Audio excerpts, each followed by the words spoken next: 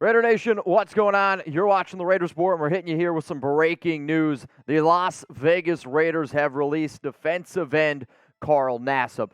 First person to report on this was Adam Schefter, and he first put it out, and I was like, okay, I don't know if it's going to be a before June 1st cut or after June 1st cut, so I figured, you know what, I'll include both of these numbers. Nassib would have made $9.65 million in 2022. The reason why that this is notable is because if the Raiders were to go ahead and cut him before June 1st, it would have been $6.61 million in dead money, saving the Raiders only $3.04 million. However, this is going to be another post-June 1st cut, which means the Raiders can't do anymore. You set Corey Little to be post-June 1st, and now it's Carl Nassib. But this does end up saving the Raiders $8 million.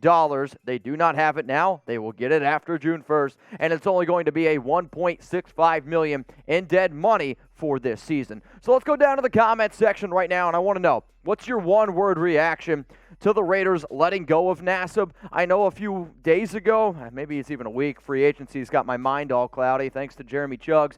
But when I really think about the Raiders and what they've done over the past few weeks, my one word is going to be expected, because I talked about three players that the Raiders could move on from about 2 weeks ago, and the top three players were Corey Littleton, Carl Nassib, and Nick Kwiatkoski. We'll talk a little bit more about Kwiatkoski here in a little bit, but Nassib was never a good signing, and we just got to call it how it is, right? He was signed to a 3-year, $25 million deal. They gave him $17 million guaranteed. I was hopeful that he could be able to fit in a 3-4. However, the Raiders were never able to use him in the correct way.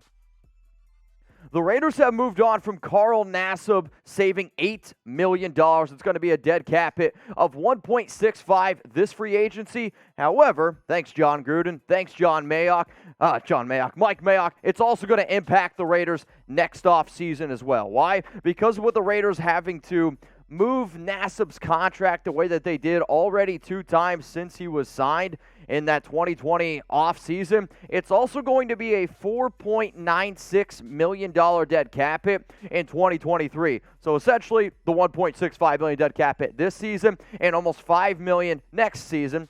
But you do get to save $8 million this season. In terms of some of the numbers, right, the reason why the Raiders brought him in is they were hoping to get some more production similar to what he was able to do for the Tampa Bay Buccaneers in 2018 and 2019, which was more of a 3-4 style of a system. He had over 6 sacks both of those seasons, had 11 quarterback hits in 2019, 14 quarterback hits in 2018.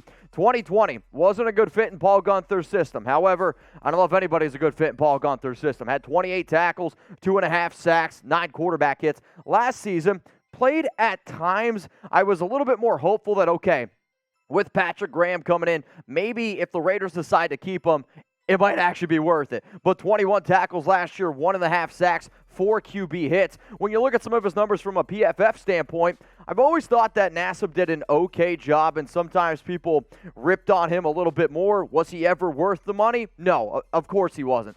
But I also don't think that he was really ever given a fair shake at it, considering the fact that Gruden didn't play him when I thought that he should have played him. Gruden at times was a little bit of a boomer, hoping like, oh, he's not practicing well. But I'm like, Nassib's playing well on Sundays, which is what matters a little bit more. Now, I did mention this, the fact that the Raiders also cut Corey Littleton.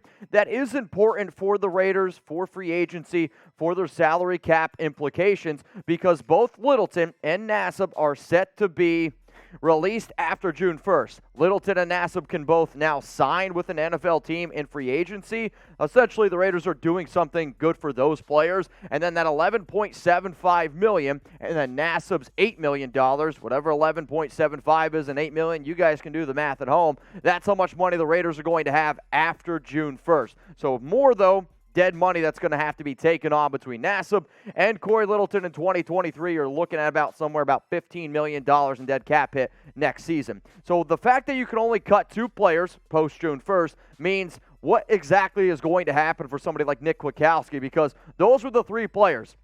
And what the Raiders are doing is exactly what I thought they would do. You put the 2 players that you could save more money by cutting them post-June 1st. But now this leaves the question for Kwiatkoski, because you can only cut him before June 1st, which would be a $5 million dead hit. It does save you $3.24 million. I've always been a big fan of Kwiatkoski. I think he's a good player, hard-nosed style of dude. However, this style of defense that the Patrick Graham system is going to run doesn't fit Kwiatkoski's strengths and makes him the third, fourth best linebacker on our team.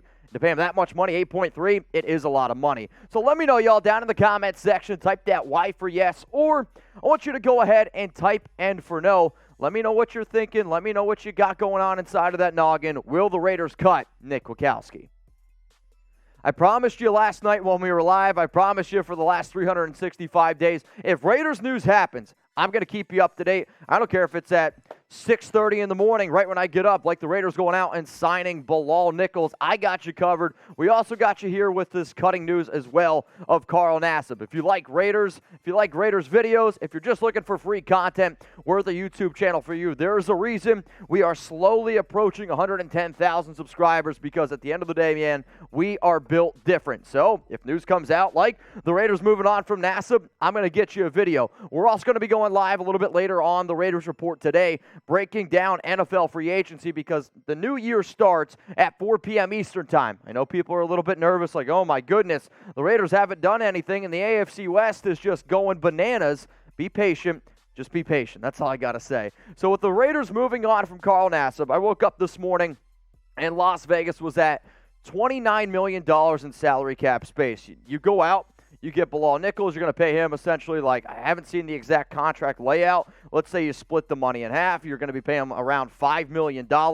And now with the Nassib, with the Littleton moves, you're going to have nearly $20 million after June 1st. So as it stands right now, this is what the Raiders' defensive line is going to look like. You got Max, who is a very wealthy man now after his 4-year, $98.98 million contract, 53 guaranteed. Him and Yannick Ngakoue, they're going to hold it down on the outside. I also think that this is a move that should inspire some people, where you're going to see more of Malcolm Kuntz. I also think it means you're going to see a little bit more out of Cleveland Ferrell, which is because you almost got to keep Clee. He's making $9 million, basically $10 million this season, and if you cut him, you're going to eat all 10 of that dead cap hit. But at nose tackle, defensive tackle, if the season were to start today, you'd have Bilal Nichols, Kendall Vickers, Billings, and then P.J. Johnson. I'm sorry, that doesn't inspire a lot of confidence, so I do see the Raiders trying to improve their interior a little bit more. He is 6'7", 275 pounds, Nassib, and I was hopeful that he would have been a better fit in this 3-4 than what he is at right now.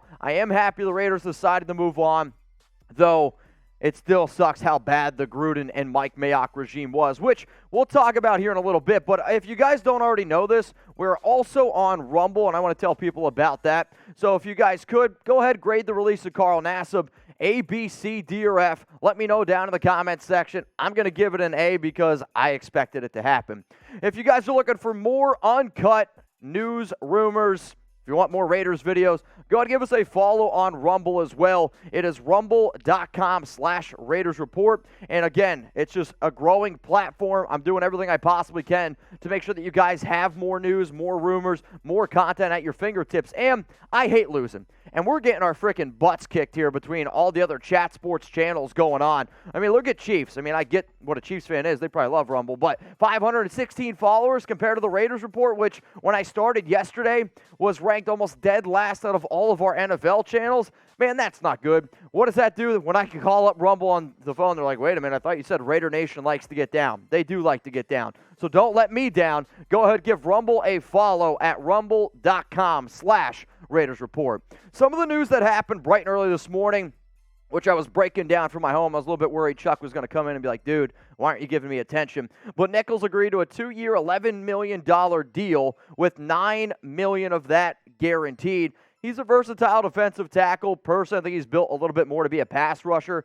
5th-round pick in the 2018 draft. He originally, his first 2 years in the NFL, started out as an edge rusher. Then they moved him over to defensive tackle, nose tackle. But at 6'4", 300, maybe 290 pounds, was once a Blue Hen. Shout out to Delaware. But he had 51 tackles last season, 3 sacks. However, his best season in the NFL wasn't this past season. It was what he did in 2020. And then the very first move that the Raiders made in free agency was Darius Phillips. Every time I see it, I still think it was Darius Philon, but it's good cornerback move, 1 year, $2.2 million contract, or I actually believe it's updated. It's $1.5 million worth up to $2.25 million. Just a little bit more of a depth player, halfway decent coverage guy. Also is going to give you some special teams ability. This does not mean that the Raiders aren't going to go out and try to get another corner.